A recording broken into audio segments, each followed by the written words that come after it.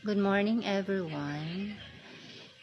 Nais ko lang po sabihin sa inyo kasi sa lahat po ng nag-visit ko po na bahay nila, ah, marami po sa inyo na nakamute yung music kasi due to copyright.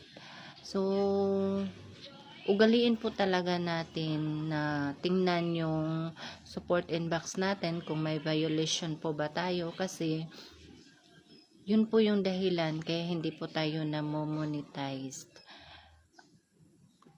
Pero kung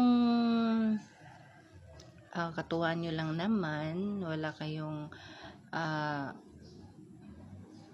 tinatawag nating gusto nyong ma-monetize, okay lang din naman po. Pero mas maganda po kasi yung